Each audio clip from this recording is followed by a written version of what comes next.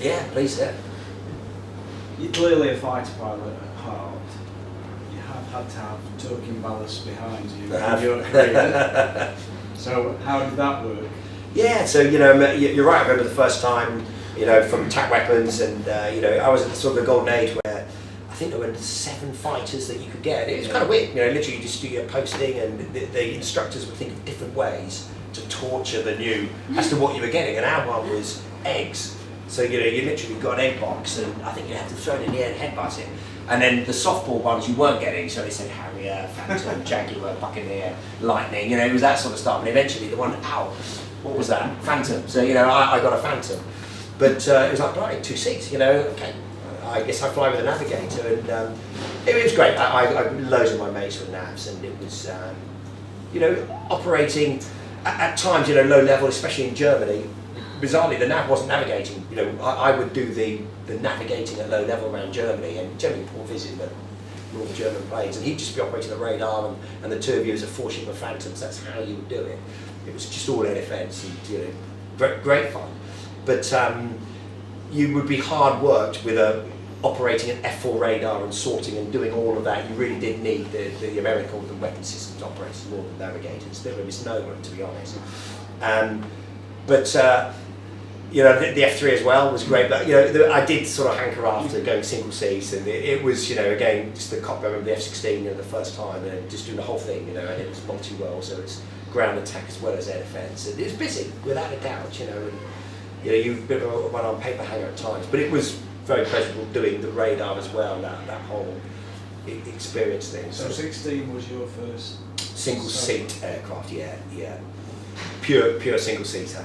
And that's it's been, I think you're not sitting in an edge, but actually to sit in a proper single seat aircraft TD that you'll be sitting in in an hour or so, just soak it all in. You sit slightly further back in the single seater because all the fuel's in front of you. You've got 85 gallons essentially over the centre of gravity.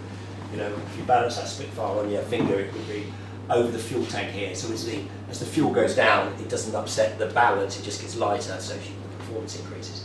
But yeah, there's something special about an aircraft that's designed as a single-seater, which TD clearly is. Yeah. When you write your autobiography? I can't spell. I need somebody to get a ghostwriter. Yeah. Parky, I think it'd be a good read. Okay. I do think it'd be a good read. Need some time, yeah. No, I do think. Can you fly Lancaster, Parky? Mid-upper. I can make the guns move.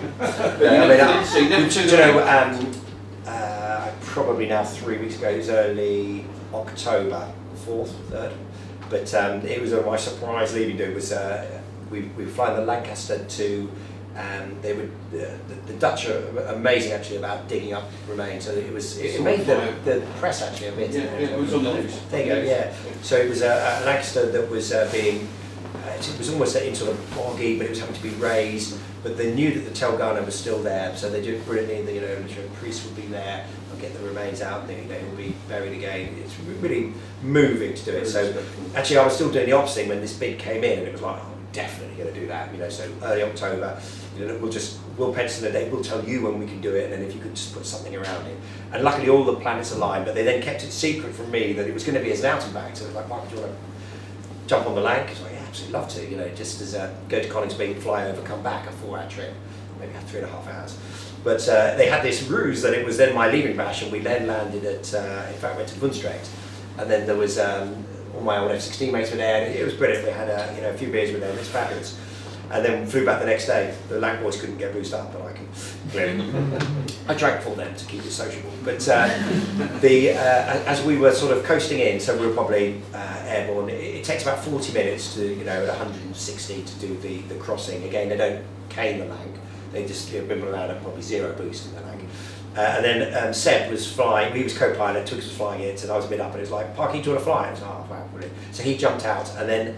I sort of flew the Lanc for enemy coast approaching, which was great. We were sort of 500 feet, just seeing the Dutch coast sort of rock out, and that was brilliant. And then we were 16 minutes early, so just did sort of 16 minutes of orbits, just flying this Lanc, and I was amazed how it's one of those things. A lot of aircraft, when you walk around, it's like, man, it's a big old girl, but actually when you're in it next to it, it's surprisingly small, and the propeller looks really close, but Apparently she they was. all do aerobatics, aren't they? Well, Eric Michael-Brown has rolled a Lancaster. Yeah. Has rolled a Lancaster. Oh, incredible. He's just done everything, isn't I he? mean, that'd be hilarious Yes, to do that. yeah. But it was an utter privilege, and I was just amazed how lovely to fly it was. You know, you could turn it. It had quite a bit of back pressure in the turn, but it was just a delight to fly with the nuances. I put it in my logbook actually as 20 minutes, you know, non-pilot, non-captain, but it was really special. And again, you know, the 55,000 bomber boys, there's a plaque on our Lanc, you know, the boys touch it every time they get off, but it really moving. And again, it was a fabulous.